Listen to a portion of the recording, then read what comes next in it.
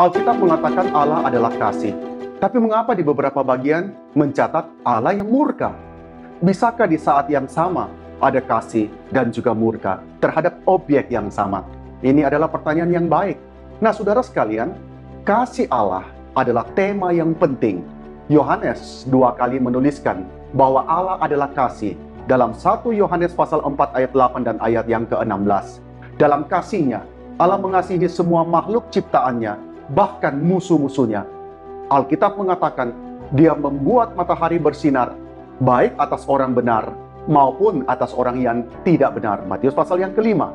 Dan dia melakukan keadilan untuk semua orang, memberikan kepada semua orang apa yang pantas mereka terima. Tetapi saudara, Alkitab mencatat bahwa kasih Allah lebih besar daripada itu.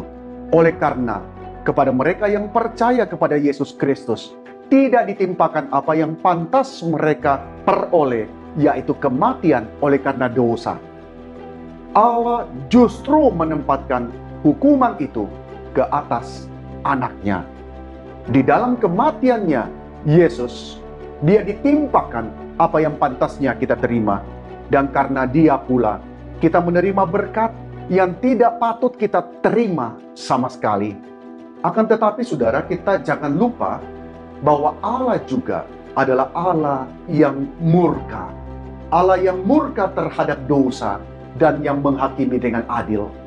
Alkitab bahkan mengatakan bahwa dia membenci orang-orang yang jahat. Kita bisa lihat misalnya di dalam Imamat pasal ke-20 ayat 23. Di situ dikatakan, "Janganlah kamu hidup menurut kebiasaan bangsa yang akan kuhalau dari depanmu, karena semuanya itu telah dilakukan mereka, sehingga aku muak melihat mereka." Demikian juga dalam Ulangan pasal ke-25 ayat 16. Di situ dicatat, "Sebab setiap orang yang melakukan hal yang demikian, setiap orang yang berbuat curang, adalah kekejian bagi Tuhan Allahmu." Kita orang-orang percaya saudara, jangan lupa bahwa kita pun dulunya terhitung di antara orang-orang yang harus dimurkai.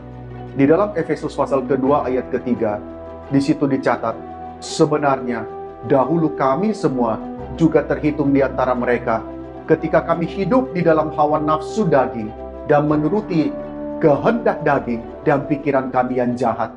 Pada dasarnya, kami adalah orang-orang yang harus dimurkai, sama seperti mereka yang lain." Kita yang sudah diselamatkan dulunya adalah orang-orang yang harus dimurkai, tetapi Allah mengulurkan kasih-Nya untuk menyelamatkan kita oleh karya daripada Kristus. Ketika Dia memurkai dan membenci kita, pada saat yang sama Dia juga mengasihi kita di dalam Kristus, bahkan sebelum dunia dijadikan.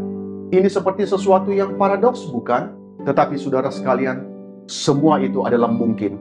Untuk mengasihi dan membenci pada saat yang sama. Saudara membenci seseorang karena kejahatannya, tapi saudara bisa mencintainya. Dan saudara begitu mencintainya sehingga saudara ingin menyelamatkan dia dari kejahatannya yang membawa kepada kebinasaan.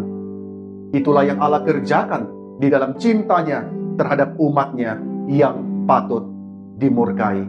Maka kiranya ini bisa memberikan jawaban bagi pertanyaan ini. Tuhan memberkati.